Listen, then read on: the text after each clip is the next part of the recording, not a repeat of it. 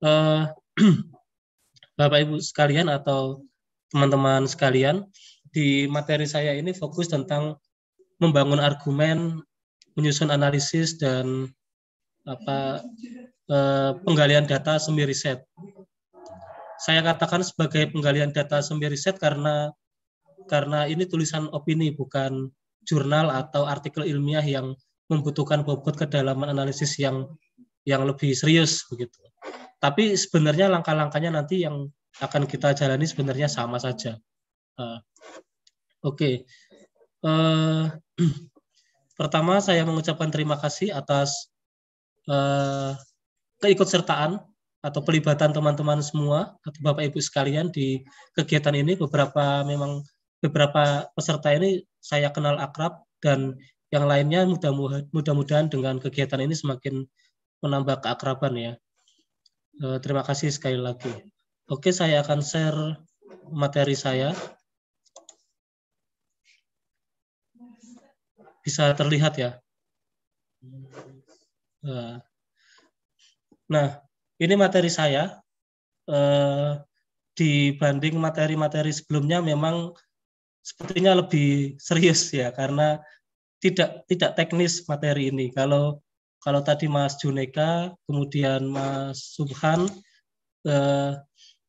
berdasarkan pengalaman mereka menulis dan ya trik-trik supaya bisa dimuat di Jawa Pos terutama atau koran-koran nasional. Nah, sementara materi saya ini sebenarnya umum sekali, baik Anda mau menulis opini atau esai populer atau karya ilmiah dalam bentuk artikel jurnal atau laporan riset ya. Karena sebenarnya langkah-langkahnya pada dasarnya sama.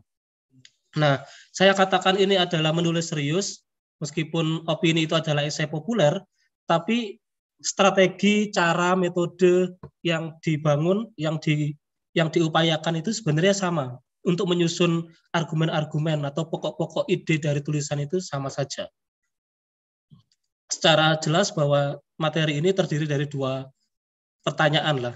Bagaimana membangun argumen dalam penulisan opini, dan yang kedua, bagaimana penggalian data semi riset dalam penulisan opini. Jadi kalau saya buat rumusan masalah itu kira-kira ada dua itu materi yang akan saya sampaikan. Nah, ini candaan dulu sebelum kita benar-benar serius di materi ini. Ya, menulis serius itu ya berarti menulis sendiri, dibaca sendiri, dan dipikirkan sendiri. Nah, kalau ada guyonan teman-teman dosen atau para peneliti itu ya ditambah satu lagi, ya disitasi atau dikutip sendiri ya. Jadi di Indonesia kita menjadi penulis yang serius itu sebenarnya tidak laku. Karena ya dipikir sendiri, dibaca sendiri, ditulis sendiri, dan dikutip sendiri. Itu guyonannya sih. Tapi saya berpikir bahwa ya ini ijtihad saya, ijtihad kita sebagai penulis yang punya perspektif ya. Saya katakan punya perspektif karena tidak semua tulisan itu memiliki perspektif. Banyak penulis-penulis yang kita kenal di media massa, apalagi di dunia maya, di media sosial, banyak artikel yang menyebar kemana-mana, tapi sesungguhnya kalau kita lakukan kritik teks, ya, kita pahami setiap paragraf, itu sesungguhnya kok hanya hanya ya apa bahasanya itu ya, mendayu-dayu begitulah. Hanya semacam memuji-muji begitu saja. Tidak ada substansi yang ingin atau argumen yang dibangun di dalam artikel tersebut. Sehingga kita yang mengikuti kegiatan ini mestinya mulai belajar untuk menulis yang punya perspektif. Nah, tulisan yang punya perspektif itu ya berarti pokok-pokok argumennya itu tidak asal. Main idea, kalau bahasa kerennya itu kan main idenya itu harus disusun secara serius sebelum tulisan itu ditulis gitu. Jadi kalau penulis pemula itu kan biasanya punya kecenderungan menulis sesuatu yang muncul begitu saja ya. Tapi sesungguhnya tidak bisa menjelaskan pokok atau objek yang mau ditulis itu secara mendalam, secara sistematis, dan logika berpikirnya juga nggak urut. Nah, ini menulis opini atau artikel ilmiah lainnya pada dasarnya yang harus dilakukan pertama-tama itu adalah menempatkan diri kita itu sebagai seorang peneliti, pengamat atau pakar. Nah, tadi Mas Junika sebenarnya ingin bicara soal ini sih, yang soal mahasiswa tadi yang seringkali tidak dimuat di media massa itu karena ya menulis di koran itu berarti orang sudah harus punya keilmuan yang otoritatif, pengakuan terhadap pakar bidang tertentu yang dia yakini, yang dia seriusi. Misalnya tadi Mas Subhan ya, dia mencirikan diri sebagai seorang penulis yang kecenderungannya adalah nulis-nulis tentang hubungan internasional dengan gaya populer. Ada Taliban 4.0, ada apa tadi? Paris si cantik yang terluka. Ya, jadi dari judul-judulnya saja itu sebenarnya sudah kelihatan dia ingin mendekatkan kajian yang serius dengan pendekatan yang pendekatan populer. Itu lebih menarik, lebih easy apa ya gitu. Easy reading lah kira-kira. Jadi lebih enak untuk dibaca, ramah untuk dibaca, dipahami juga lebih kuat. Nah, hanya saja untuk menjadi seorang yang pakar, untuk menjadi seorang pengamat, peneliti yang punya otoritas keilmuan tertentu, maka dia harus menghadirkan argumen yang kuat, rasional, ilmiah, dan bisa dipertanggungjawabkan. Itu adalah prinsip penulisan ilmiah. Ya, kalau dulu teman-teman diajarkan filsafat itu kan ini sebenarnya pendekatan ilmiah. Ya, argumen yang kuat, rasional atau masuk akal, ilmiah, bisa dibuktikan, ya kan? Kemudian juga bisa dipertanggungjawabkan. Jadi itu syaratnya untuk menjadi seorang yang pakar, expert di bidang tertentu. Ya. Nah, kalau soal siasat menulis opini di media, maka teman-teman yang mohon maaf misalnya masih kuliah, masih S1 misalnya, maka untuk bisa dimuat selain kamu misalnya kita pede ya bahwa tulisan kita ini sudah bagus, dibaca teman juga sudah bagus, tapi ternyata kok nggak dimuat oleh media-media mainstream itu, maka coba diganti kreditnya. Nama kreditnya diganti menjadi pengamat media sosial misalnya, atau pengamat politik, pemerhati pendidikan misalnya. Sangat mungkin itu akan dimuat. Karena latar belakang keilmuan, background profesi itu juga menentukan kata Mas Juneka tadi ya. Nah, kemudian yang lainnya bahwa tanpa kedalaman argumen disertai bukti-bukti maka tak lebih dari sekedar menulis catatan harian. Nah, ini nanti akan Mas Hasnan banget ini nanti. Dia sering bicara soal evidence, bukti-bukti. Kalau menulis tidak ada data-data, tidak ada bukti-bukti, maka itu seperti menulis diary, catatan harian. Nah, maka mau menulis opini, jurnal, atau karya ilmiah apapun, sebenarnya Anda harus memasukkan data penting. Nah, data itu argumen yang pokok. Ya. Argumen yang pokok itu bisa berupa data-data tadi. Nah, argumen yang kuat bertujuan agar pembaca benar-benar yakin terhadap pandangan atau opini penulis. Jadi kalau kita mau menjadi seorang penulis yang memiliki pengaruh terhadap pembaca luas, maka menurut hemat saya argumen yang kita hadirkan dalam tulisan kita itu harus benar-benar valid, harus benar-benar teruji gitu ya. Kalau reflektif bisa saja, opini itu bisa bentuk reflektif. Tapi kalau yang nulis Buya Syafi'i Ma'arif itu baru bisa dimuat. Tapi kalau Erlina Nafi Muthahirin misalnya yang menulis topik tertentu misalnya tentang Ukraina versus Rusia terus berbentuk reflektif, ya nggak akan dimuat. Tapi kalau misalnya yang nulis itu Kiai Haji Khalil Yakut, ya dimuat itu. Atau yang nulis tentang perang itu adalah Pak Din Samsudin mungkin bisa dimuat kalau dalam bentuk refleksi atau reflektif. Tapi kalau orang yang biasa-biasa saja, tidak pernah dikenal namanya, atau karya-karyanya juga masih terbatas, ya itu kemungkinannya kecil sekali. Gitu.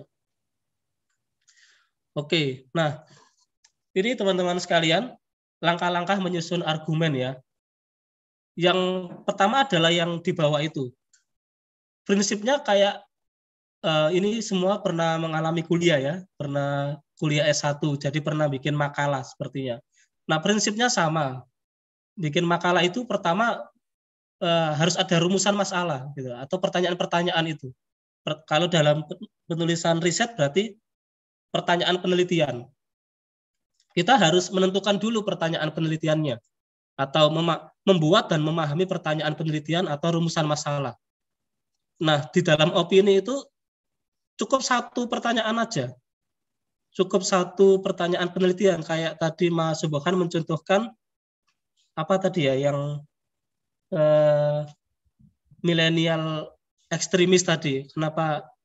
Kenapa milenial terpapar ekstremis? Jadi, tanda tanya, misalnya judulnya itu sudah bisa masuk menjadi satu pokok atau sudut pandang yang akan ditulis sampai akhir begitu. Dan perspektifnya juga akan mengikuti.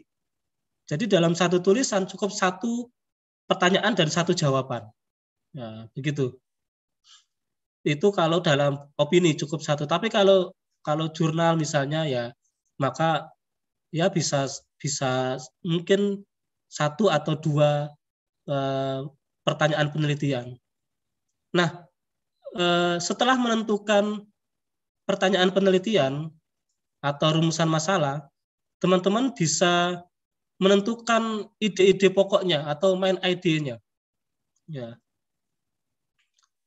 Nah, main ide itu bisa ditulis melalui dalam gini. Kalau saya itu lebih mudah untuk membuat ide-ide pokoknya itu saya buat seperti subjudul. Ini soal strategi sih. Soal strategi dan pengalaman saya menulis. Kalau saya mentok misalnya dapat 3 paragraf kok mentok, tulisannya stagnan, maka saya bikin subjudul. Nah, subjudul ini saya anggap sebagai sebuah main idea dan akan menjadi pembahasan sendiri yang mendukung pembahasan utamanya. Gitu. Yang ketiga adalah tahapannya adalah bisa memasukkan perdebatan atau teori atau kutipan. Nah, kalau dalam opini berarti mungkin kutipan ya. Saya sebenarnya ada contoh, tapi mungkin di slide yang lain nanti. Bagaimana cara memasukkan kutipan orang di dalam tulisan kita. Jangan seperti wartawan berbeda ya, atau jangan sama seperti mohon maaf mahasiswa baru yang baru belajar menulis opini, kemudian dalam satu halaman itu semuanya kutipan, bukan begitu. Kayak transkrip wawancara, bukan seperti itu. Tapi kita menghadirkan teori atau perdebatan atau pendapat orang itu cukup satu atau dua saja di dalam opini itu. Karena space-nya terbatas, jumlah katanya sangat terbatas. Tapi kalau jurnal maka Anda bisa beberapa. Jadi bisa pro dan kontranya itu dimasukkan, lalu posisi kita berada di mana?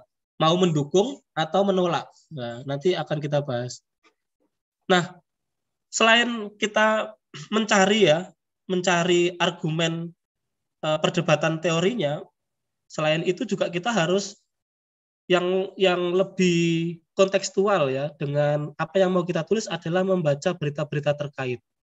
Karena ini opini, maka kata Mas Juneka tadi, kita mau merespon satu isu tertentu yang sedang viral, yang sedang dibicarakan. Jadi kita baca dulu berita-beritanya. Kita baca dulu analisis-analisis dari pengamat yang mengomentari terhadap berita tertentu. Dan kita bisa menyimpulkan atau bahkan mengutip satu atau dua saja, baru kemudian kita bisa mendukung atau menolaknya atau kita punya posisi sendiri yang tidak setuju terhadap keduanya, kemudian kita menghadirkan opini sendiri. Nah, itu cara membangun argumen itu yang sederhana seperti itu. Saya tidak setuju terhadap pendapat siapa Burhanuddin Muhtadi dalam kasus netizen yang menyetujui penundaan pemilu misalnya. Nah, karena penulis berpendapat seperti ini, atau penulis menyetujui terhadap pendapat Burhanuddin Muhtadi sebagai seorang pengamat politik karena didasarkan pada riset media sosial. Argumen kita itu bisa seperti itu, menolak atau mendukung, tapi juga bisa memiliki argumen sendiri yang berbeda di antara keduanya. Karena kita melakukan penelitian sendiri misalnya, atau punya pandangan sendiri yang berbeda dibanding keduanya, tidak berdiri di pro atau yang kontra, itu juga bisa. Yang penting Anda harus menemukan dan memasukkan data-data atau bukti-bukti yang mendukung posisi Anda sebagai penulis. Nah, kalau cuma argumen analisis yang hanya menyentuh wilayah permukaan objek yang mau kita bahas, maka itu sekedar refleksi, sekedar reflektif. Nah, kalau reflektif biasanya nggak akan dimuat kalau kita yang menulis.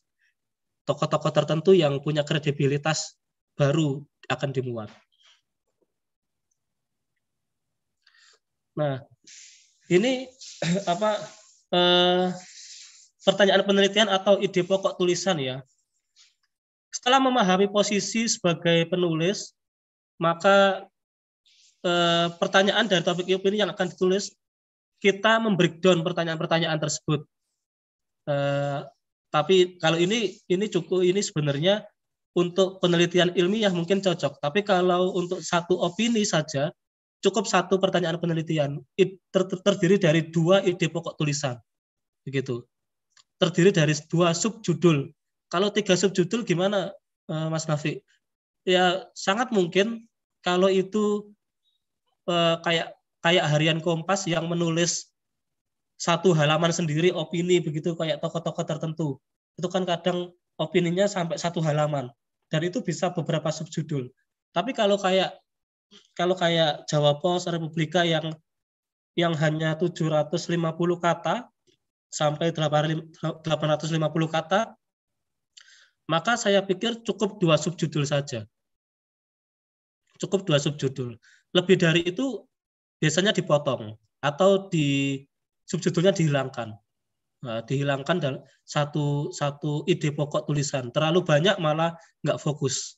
Nah, untuk membreakdown pertanyaan dari topik opini, maka perlu menyusun ide-ide pokok dari topik utamanya. Ide-ide pokok ini berguna untuk mengantarkan kita kepada konsep-konsep dan teori-teori kunci yang sesuai dengan objek riset yang akan ditulis. Nah, itu kalau dalam penulisan ilmiah, itu lebih sesuai membuat tabel-tabel dari masing-masing konsep atau teori yang tokoh-tokoh lain kemukakan. Disusun, buku ini bicara soal ini, buku ini dengan penulis ini membicarakan soal ini. Jadi kayak membuat peta konsep gitu. Ini menurut saya terlalu serius, karena ini ideal.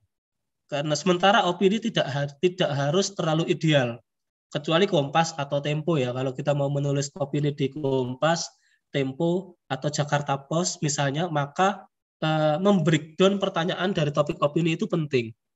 Menyusun konsep-konsep, teori-teori kunci dalam sebuah tabel itu penting. Tapi kalau sekedar untuk menulis di Jawa Post atau Malang Post atau koran-koran lokal misalnya, apalagi media online, cukup 2 subjudul saja sudah masuk, sudah bisa diterima. Nah, jika sudah menemukan konsep-konsep dan teori-teori kuncinya, maka kita akan mudah mendapatkan referensi apa yang akan kita pakai untuk mendukung berjalannya laporan riset yang akan kita tulis. Nah, kalau misalnya gini, saya mau menulis tentang urgensi pendidikan multikultural misalnya ya. Pernah saya menulis soal itu di Radar Surabaya waktu kuliah dulu.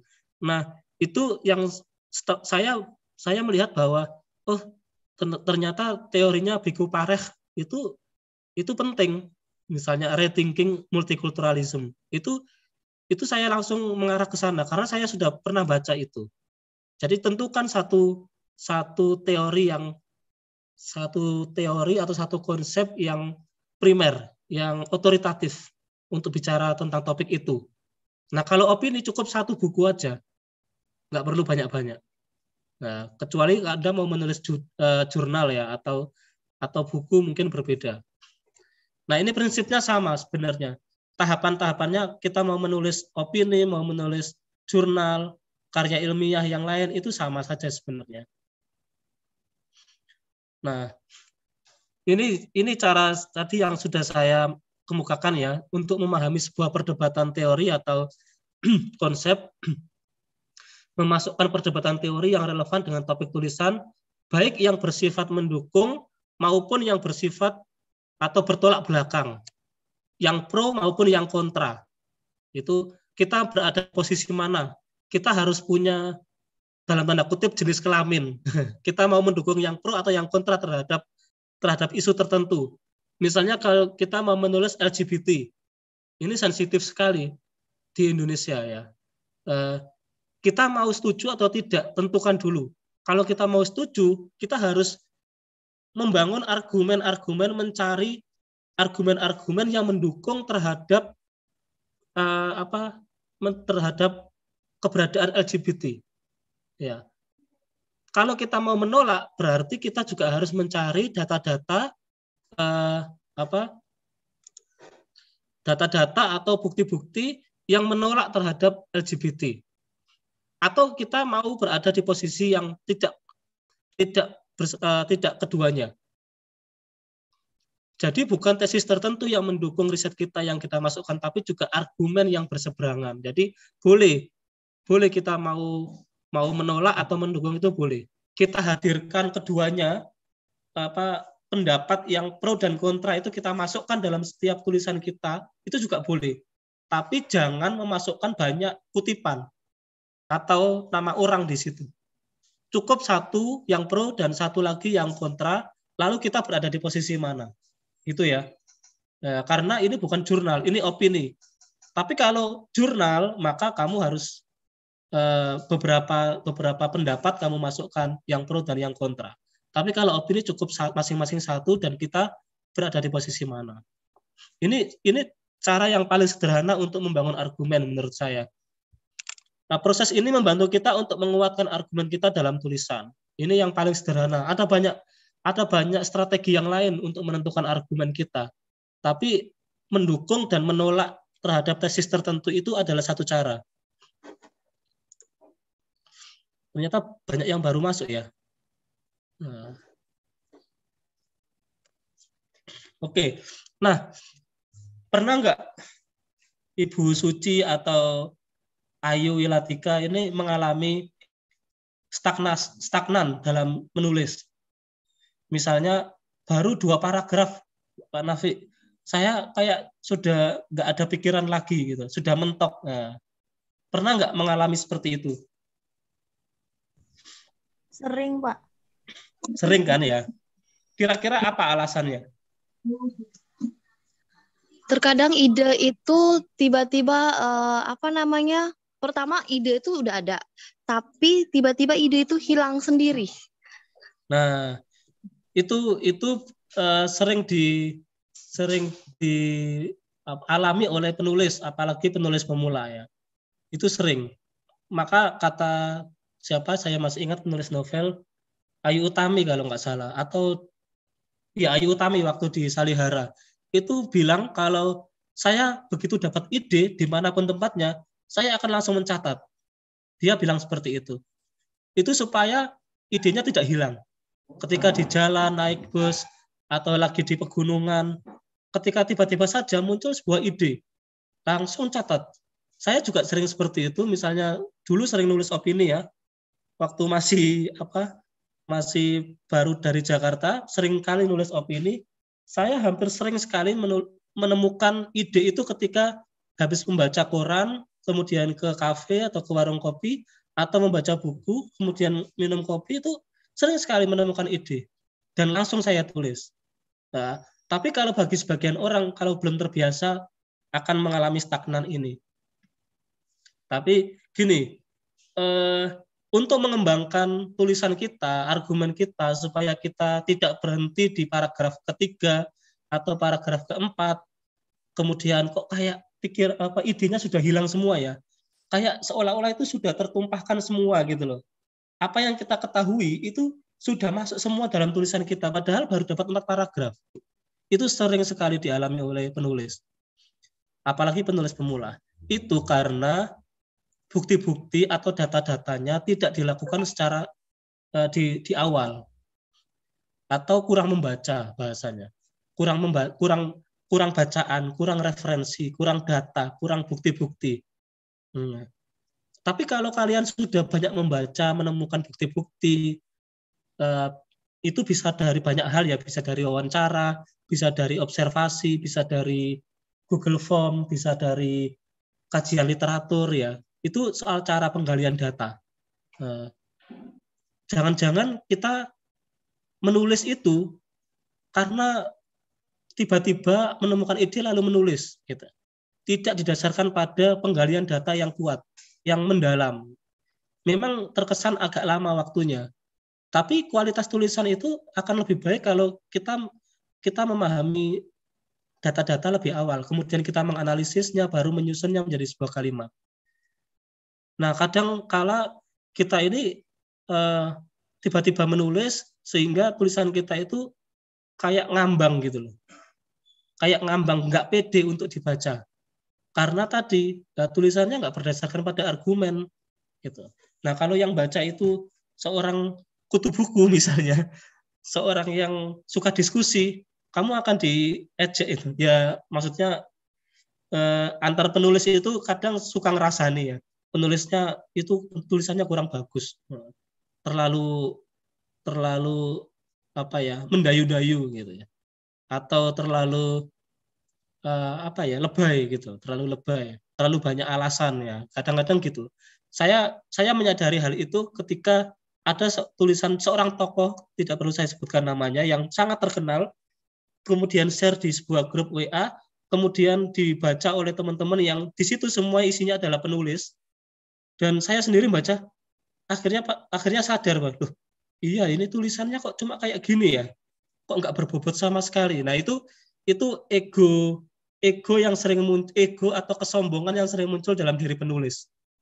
Sering sekali ngerasani, oh ini kok tulisannya nggak berbobot sekali, karena kita bisa mengukur kualitas kita pada akhirnya. Ya gitu ya.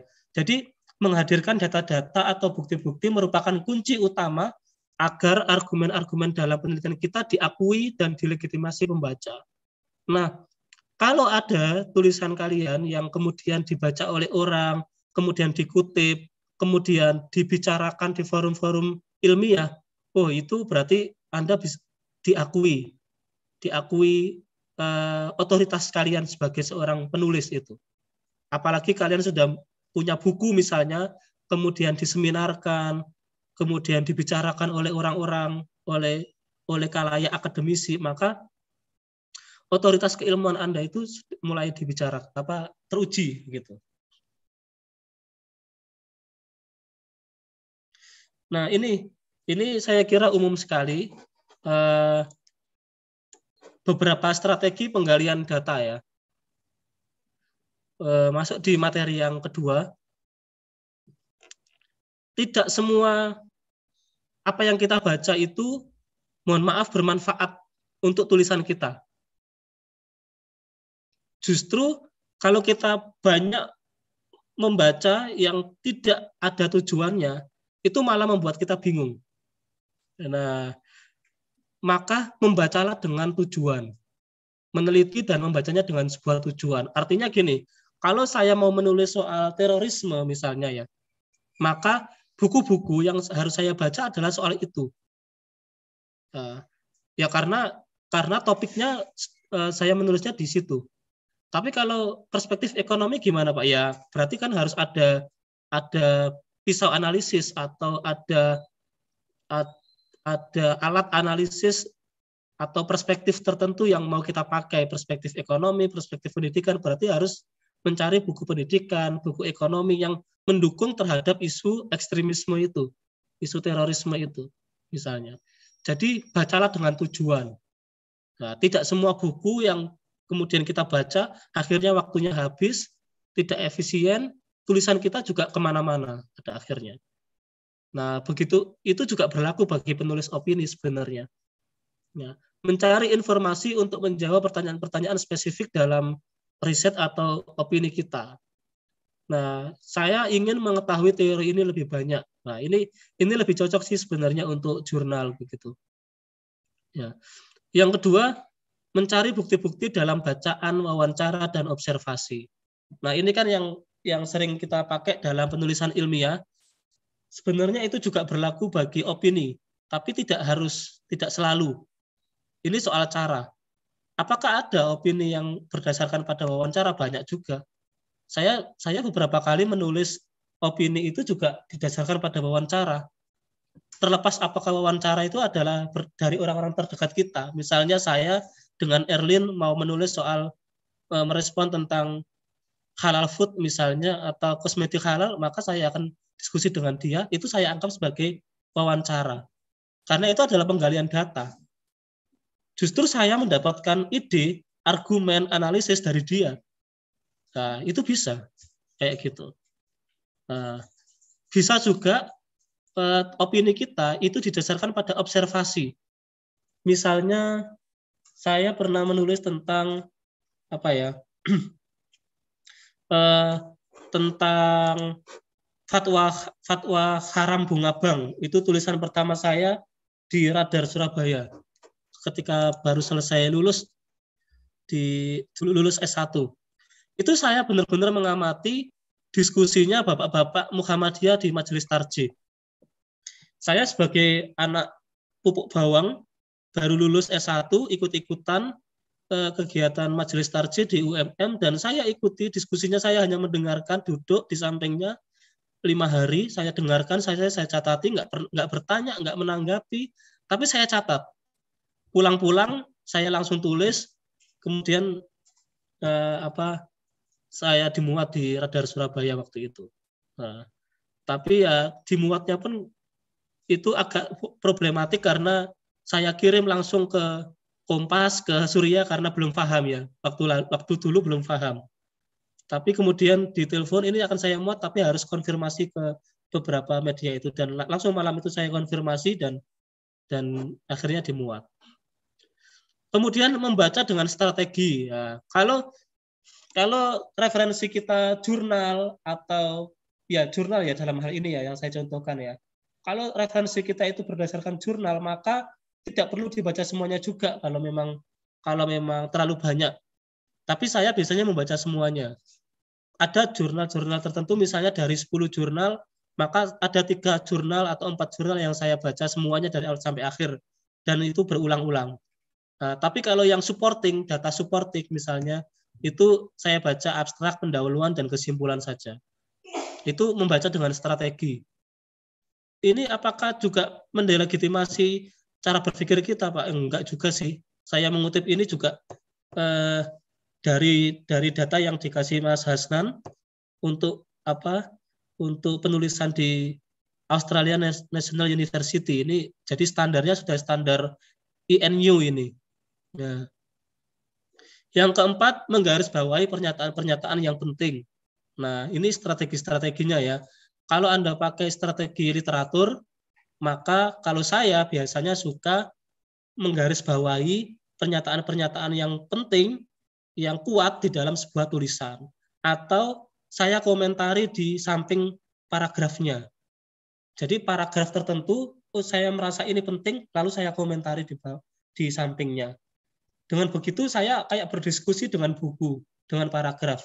Dan sekaligus saya juga mengerti bahwa paragraf ini penting banget. Paragraf ini benar-benar punya ide, punya pokok masalah, punya argumen yang kuat. Nah, itu bisa mengukur dari setiap tulisan orang lain yang kita baca itu, setiap paragraf ini ternyata orang ini benar-benar berbobot begitu loh. Jadi kita bisa mengukur kualitas tulisan teman, tulisan orang lain kalau kita mengomentari setiap paragrafnya. Dan kalau kayak gitu nggak akan lupa kita. Kalau cara belajarnya seperti itu. Setelah semua ini, lalu temukan pernyataan tesis yang sesuai. Nah, ini maksudnya adalah kita kita kita mencari satu referensi yang mungkin sangat tebal tapi kesimpulan cuma satu. Kita cari apa begitu. Singkat, padat, dan mewakili dari keseluruhan hasil penelitian. Sebelum menulis opini, buatlah kerangka tulisan atau outline. Nah, ini tadi Mas Subhan ya sudah sangat lengkap dan komprehensif ya menurut saya bagaimana cara penulisan outline. Tapi outline itu tidak harus seperti sholat wajib yang tidak boleh dilanggar gitu ya. Outline itu bisa dilanggar, tidak harus baku, tidak harus terjebak di dalam outline itu. Kalau di tengah-tengah kok tulisan kamu mengarah ke samping misalnya punya ide yang lain, silakan saja. Berarti outline itu disingkirkan terlebih dahulu. Apakah saya sering? Saya sering sekali, bahkan hampir setiap penulis outline itu kadang tidak sesuai. Nah, tapi sebagai penulis pemula, penting sekali membuat outline. Penting sekali untuk membuat kerangka tulisan kita supaya sistematis. Kadang teman-teman itu menulis banyak 3 halaman, tapi kalau dipahami dari paragraf ke paragraf itu nggak nyambung. Atau mengulangi paragraf 3 mengulangi paragraf pertama.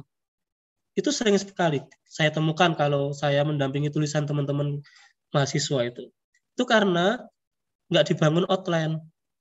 Kalau sekelas Mas Hasnan, Mas Subhan, nggak perlu lagi bikin outline kalau menulis. Cepat. Itu kayak sambil tiduran aja selesai mereka itu. Karena mereka sudah expert ya di bidangnya. Ini untuk mempermudah saja outline ini dalam melakukan tahapan kerja penulisan artikel.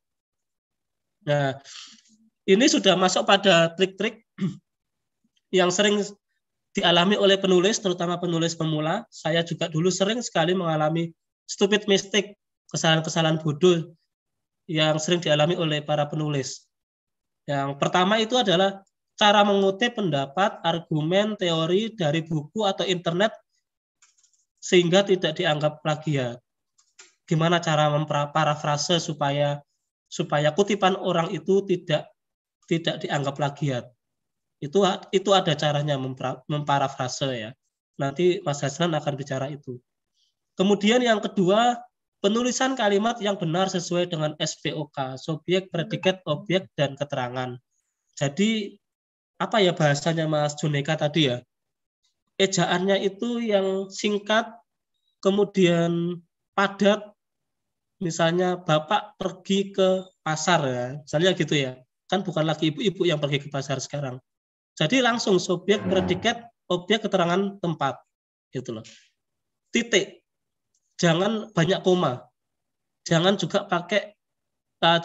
terlalu banyak kalimat pasif.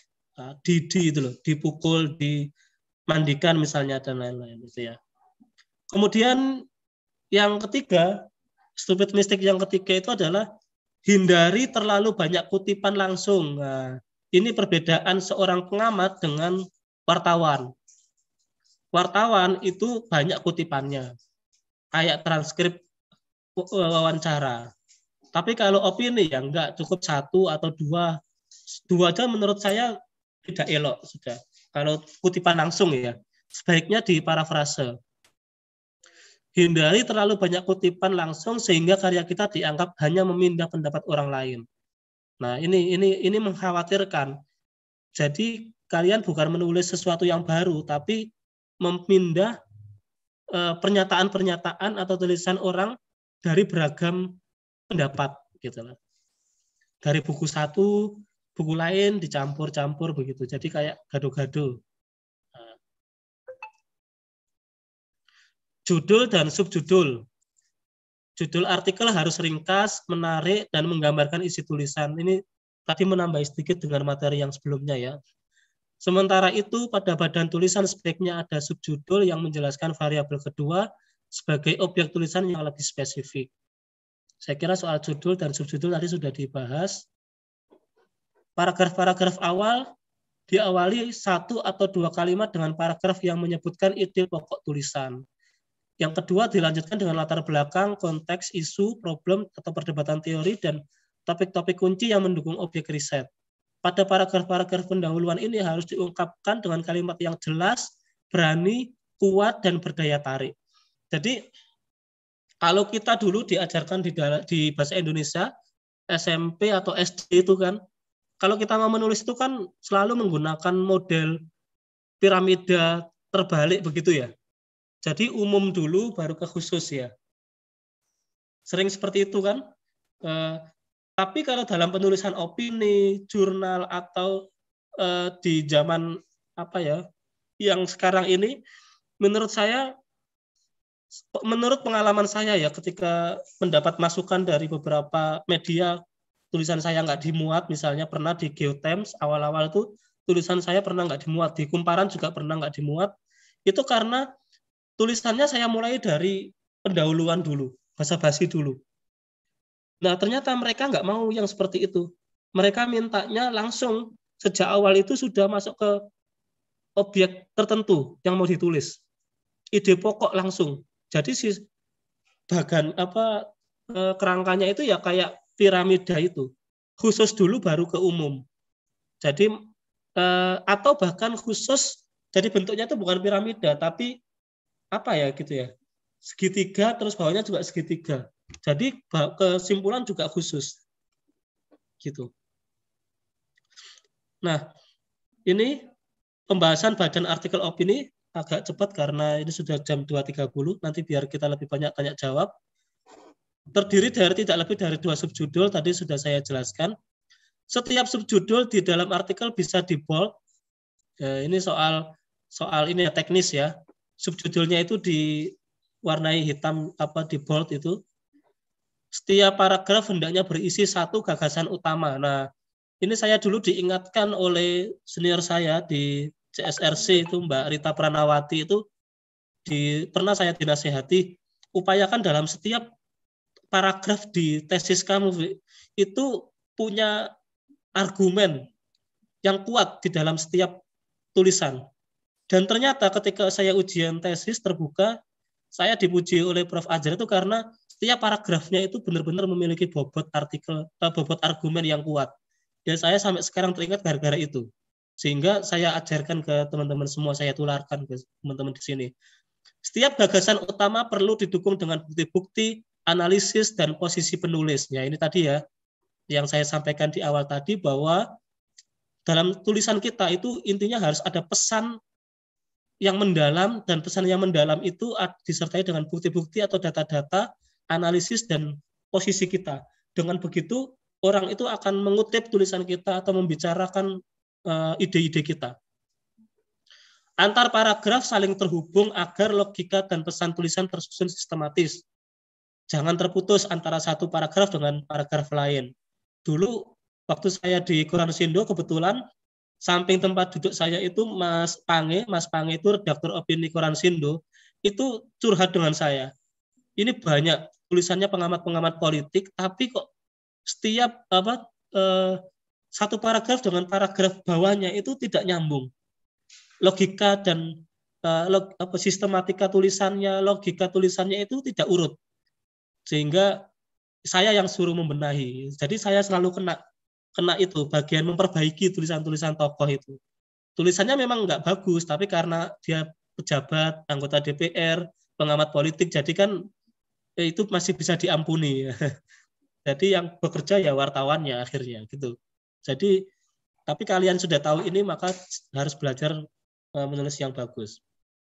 Oke, ini yang terakhir, slide saya yang terakhir. Meringkas hasil tulisan dan menghubungkannya dengan problem di luar tulisan yang lebih luas.